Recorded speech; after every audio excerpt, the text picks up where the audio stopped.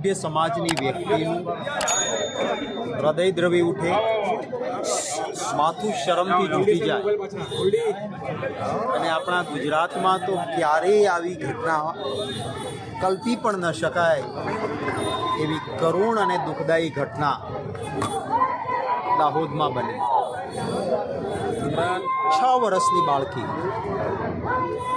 પહેલા ધોરણમાં ભણતી બાળકી, ઘર પાસે ગાડી લઈને સરકારી શાળાનો પ્રાથમિક શાળાનો આચાર્ય આવે છે।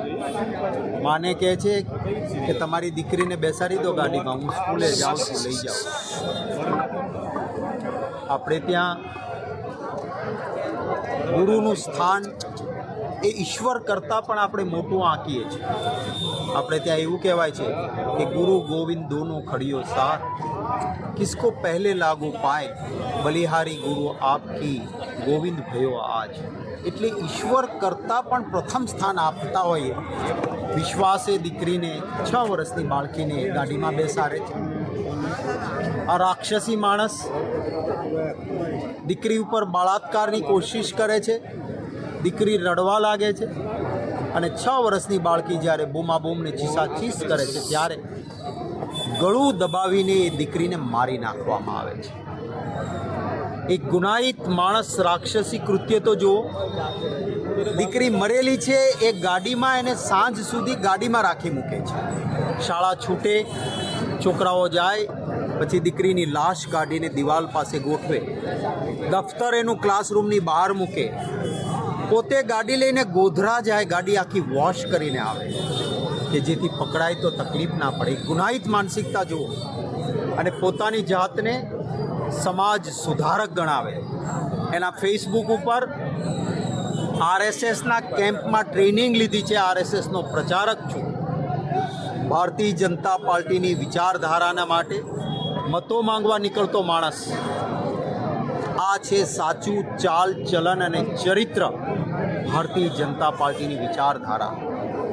એક ટ્વીટ, મને દુઃખ એ વાતનું કે ગુજરાતના છે આપણા વડાપ્રધાન શ્રી છે, એક ટ્વીટ કરવાની જરૂર હતી।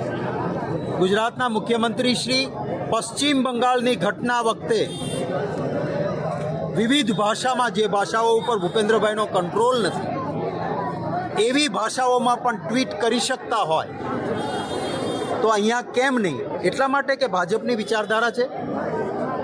દર વખતે ભાજપના આવા ક્યાંય હોય ત્યારે એક નિવેદન આવે નાયબ ગૃહમંત્રીનું, કોઈ ચમરબંધીને નહીં છોડીએ, અને પછી જોયું છે આપણે કે ભાજપવાળાને કોઈ તકલીફ પડતી નથી।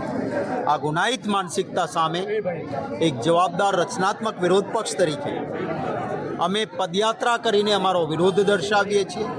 પોસ્કોની અને 302 મર્ડરની કલમો લાગે, તાત્કાલિક કેસ ચાલે, ફાંસીની સજા। આવા રાક્ષસ માટે કોઈ દયા ન હોય છે અને એટલા માટે ફાંસીની સજા થાય।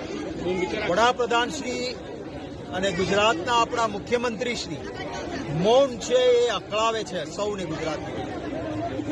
ક્યાંક બીજા રાજ્યોમાં જ્યાં ભાજપ સિવાયની સરકાર હોય ક્યાંય પણ ઘટના બને ખરાબ છે, ક્યાંય પણ ગુનેગાર હોય તો કડક હાથે કામ લેવું જોઈએ, ભલે કોઈ પણ સરકાર હોય, કોઈ પણ પક્ષ સાથે હોય, કોઈ પણ શખ્સ હોય, પણ ત્યાં થાય ત્યારે ચારે બાજુ કેન્ડલ યાત્રાઓ, ચારે બાજુ ભાજપ આખું રોડ પર ઉતરી પડે તો આ 6 વર્ષની દીકરી બક્ષીપંચની દીકરી છે। આ શું તમને એની ચિંતા નથી? કારણ કે ગુનો કરનારો તમારી વિચારધારાનો પ્રચારક છે એટલે તમે મૌન બેઠા છો।